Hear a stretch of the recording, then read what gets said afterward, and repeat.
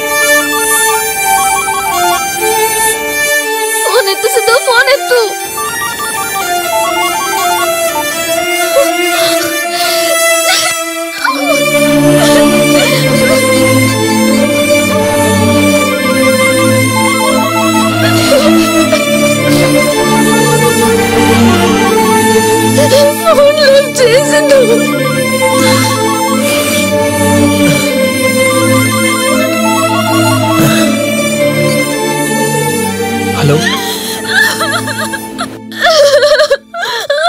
అక్షర, ఏమైంది? ఎందుకు ఏడుస్తున్నావు? సిద్ధాంత్ హార్ట్ ని ముక్కలు ముక్కలు చేశాను. ఐ హేట్ యు అని చెప్పాను ఫ్రెండ్. ఐ హేట్ యు అని చెప్పావా? అంటే నీకు ఇష్టం లేదా? సిద్ధాంత్ అంటే నాకు చాలా ఇష్టం. సిద్ధాంత్ అంటే నాకు ప్రాణం. సిద్ధాంత్ ని పిచ్చిగా ప్రేమిస్తున్నాను. మళ్ళీ చెప్పు, మళ్ళీ చెప్పు అక్షర. సిద్ధాంత్ నువ్వు ప్రేమిస్తున్నావా? సిద్ధాంత్ ఇష్టపడుతున్నావా?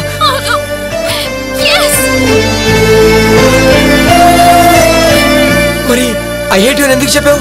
నేను చెప్పాలనుకుంది ఒకటి, చెప్పింది ఒకటి.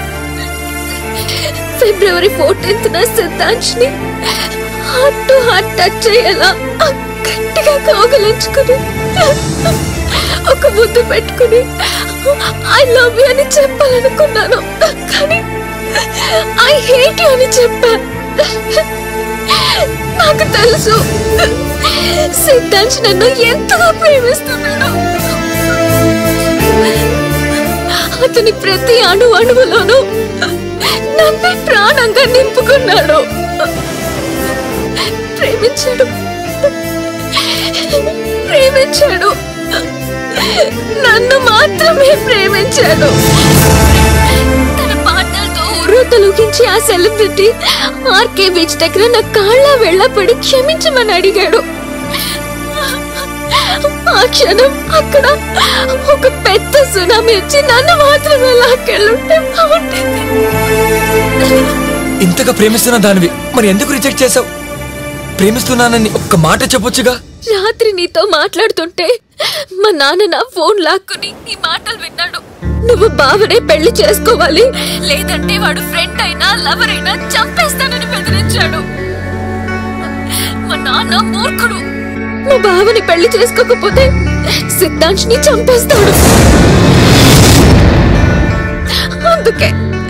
అందుకే చెప్పలేకపోయాను.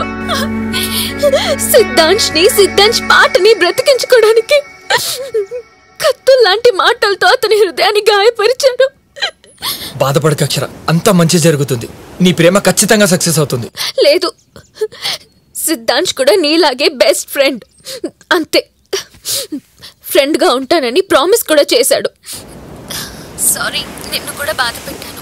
సరే సరే, లైఫ్ ని పంచుకునేవాడే భర్త, బాధని షేర్ చేసుకునేవాడే best friend. Thank you Siddhu.